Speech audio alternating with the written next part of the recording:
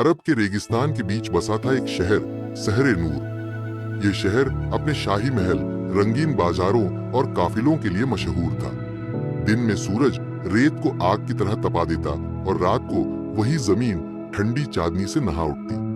लोग यहाँ मेहनती भी थे और चालाक भी। अमीर लोग सोने चांदी से सजे काफिलों में घूमते, जबकि गरीब लोग मेहनत मजदूरी से अपनी रोटी कमाते। लेकिन इस रौनक के बीच एक डर हमेशा मंडराता रहता था, 4 चोरों का डर। पहला चोर, जिसका नाम साया था, परछाई का मालिक कहते हैं, उसकी चाल इतनी हल्की थी कि रेत पर भी पांव के निशान नहीं पड़ते। वो किसी के घर में घुस जाए और मालिक के सामने से चीज उठा ले, फिर भी कोई उसे पकड़ ना पाए। उसकी आंखें हमेशा अंधेरे को ढूंढती और उसका बदन रात की तरह काला लिबास पहने होता। लोग उसे इंसान नहीं, जिन्न समझते थे। दूसरा चोर नकाब, चेहरों का जादूगर, वो हर शक्ल अपना सकता था। आज वो अमीर सौदागर होता, कल फकीर बन जाता और तीसरे दिन काजी के रूप में अदालत में बैठा दिखाई देता। उसकी असली पहचान किसी ने कभी नहीं देखी। लोग कहते, नकाब के साथ बैठा आदमी कभी पक्का नहीं कह सकता कि उसके सामने कौन है। तीसरा चोर कफसतोड़, ताले का दुश्मन, शहर का हर ताला, हर जंजीर उससे हार चुका था। उसकी उंगलियों में ऐसा जादू था कि लोहे की सलाखें भी मोम की तरह पिघल जाती। लोग कहते, जिस घर की रखवाली 100 दरवाजे करे, वहां भी कफस तोड़ के लिए एक दरार काफी है। चौथा चोर नजर, दिमाग का बादशाह, सबसे खतरनाक वही था। उसके पास कोई जादू या ताकत नहीं थी, मगर उसका दिमाग किसी भी चाल को पहचान लेता। वो लोगों की आंखों में देखकर उनका राज पढ़ लेता। कभी कभी तो उसके साथी भी सोचते, क्या नजर हमारी अगली चाल पहले से जानता है। इसी शहर में रहती थी जहरा। उसकी शोहरत पूरे आलम में थी। उसकी आंखें चांद की तरह, बाल रात की तरह और चाल पानी की तरह नर्म। मगर सिर्फ हुस्न ही नहीं, उसका दिमाग भी बेहद तेज था। राजकुमारों, वजीरों और अमीरों ने उसके दरवाजे पर शादी के लिए दस्तक दी, लेकिन जहरा ने सबको ठुकरा दिया। एक दिन जहरा ने ऐलान किया, मैं किसी से शादी तभी करूंगी जब वो मेरी 3 शर्तें पूरी करेगा, और जो असफल हुआ वो हमेशा के लिए मेरा हक खो देगा। ये खबर चारों चोरों तक पहुंची। वे एक जगह इकट्ठा हुए। साया ने कहा, ऐसी हुस्न की मलिका अगर मेरी हो जाए तो मैं हर रात का बादशाह बन जाऊं। नकाब बोला, नहीं, उसे पाना मेरे हुनर का सबूत होगा।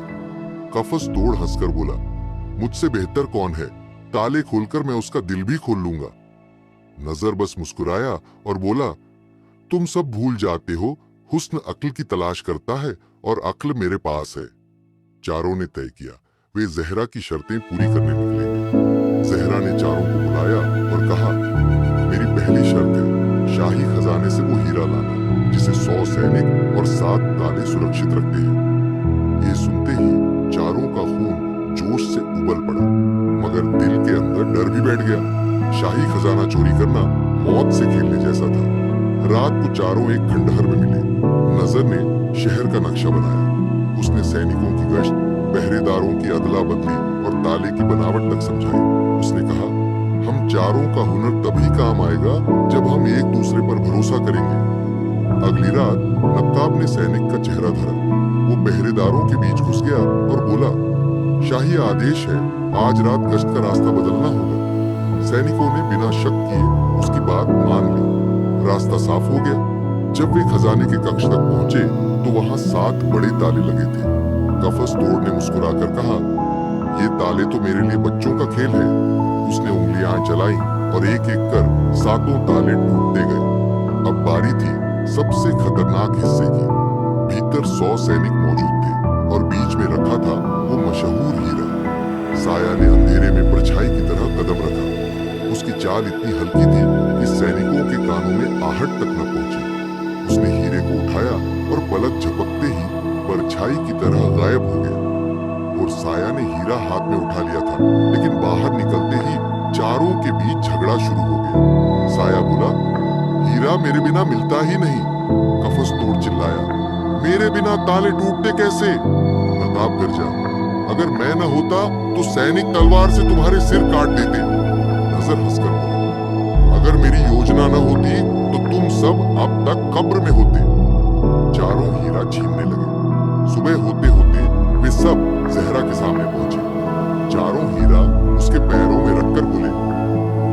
तुम्हारी मेहनत है, अब बताओ किसका हक है?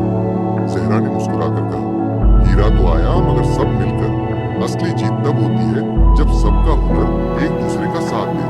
पहला इम्तिहान पूरा हुआ, चारों चुप हो गए, मगर उनके दिल में ये आग जल उठी कि अगला इम्तिहान उनमें से किसी एक की असली